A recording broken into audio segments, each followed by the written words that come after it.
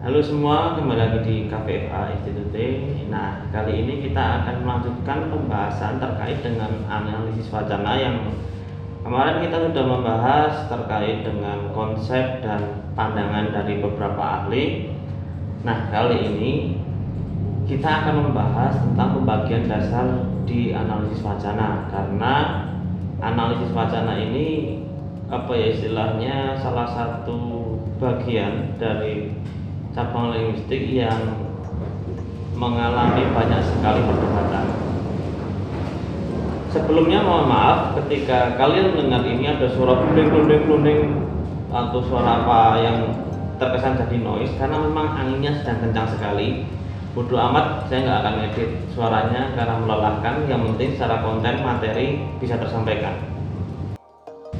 Oke, dalam pembagian analisis wacana ini, dari beberapa sumber yang saya dapatkan dibagi menjadi 3. Yang pertama adalah pendekatan formal, yaitu memahami wacana sebagai tataran yang lebih tinggi dari kalimat. Wacana dikaji dari jenis, struktur, dan hubungan bagian-bagiannya. Dalam hal ini, analis wacana melihat kohesi dan koherensi.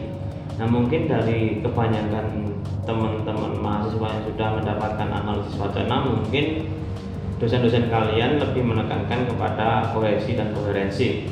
Ya, memang tidak ada salahnya. Tapi ketika itu yang ditekankan, berarti analisis wacana tersebut masuk dalam pembagian pendekatan formal.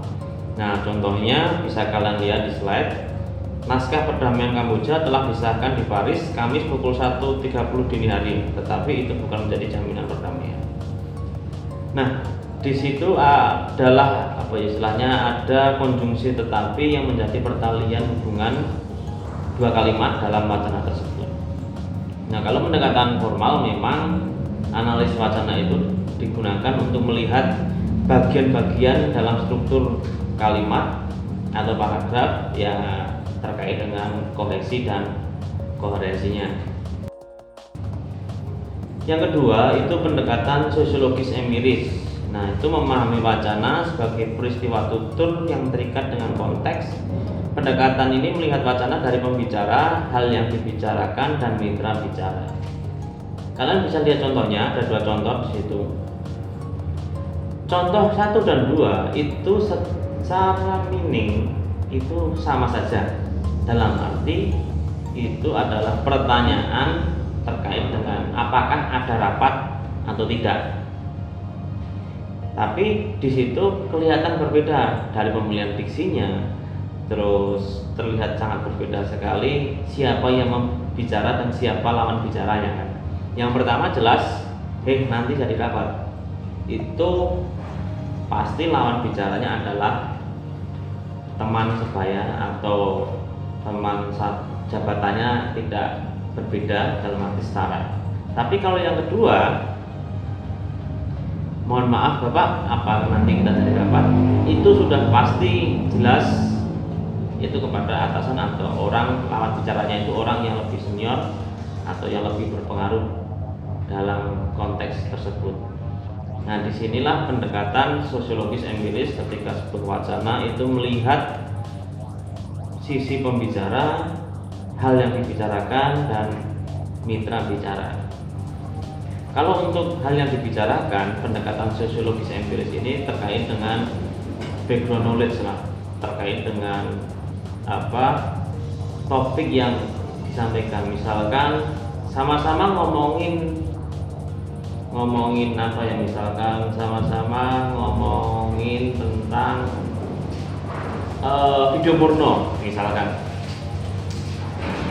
Kalau orang-orang biasa atau orang-orang umum itu melihat pertanyaannya terkait dengan siapa yang melakukan, terus bagaimana kok bisa ketahuan dan sebagainya. Tapi kalau dalam kajian yang ilmiah atau teman-teman aktivis mesti melihat terkait dengan bagaimana pelecehan seksual, terus masalah gender, dan banyak lain sebagainya.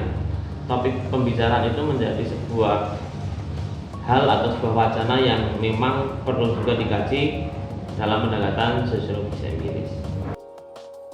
Lalu yang terakhir adalah pendekatan kritis, itu dikenal juga dengan analisis wacana kritis (AWK) dan menjadi pendekatan kontemporer untuk bahasa dan wacana dalam lembaga sosial. Nah, gagasan ini dipelopori oleh Van Dijk, Fairclough, Kress, Leuven, dan Wodak. Nah, mereka ini adalah tokoh-tokoh pragmatik. Mereka terpengaruh oleh gagasan-gagasan dari luar kebahasaan seperti teori ideologinya Althusser, terus teori genrenya Bakhtin, terus tradisi filosofisnya Gramsci, bahkan dari gagasan-gagasan di Frankfurt School dan juga gagasannya Michel Foucault. Nah, itu adalah pendekatan kritis dan ini penjelasannya sangat panjang sekali ya, tapi tidak akan kita bahas sama sekali untuk mata kuliah analisis wacana karena ini punya relevansi yang kuat dengan kajian-kajian sosial humaniora lain. Oke, jadi itu tadi adalah 3 pendekatan yang menjadi dasar analisis wacana. Mungkin dari banyak buku kalian bingung analisis wacana itu kok penjelasannya macam-macam, tapi bisa disarikan. Saya mencari beberapa buku terkait dengan analisis wacana dan menemukan satu jurnal yang cukup bisa dimengerti dan dipahami secara baik, tulisannya Pak Aris Subagio terkait dengan pembagian dasar analisis wacana itu. Nah, mungkin jika kalian ada pertanyaan atau masih bingung terkait dengan pembagian dasar analisis wacana, bisa share dan komentar. Ciao.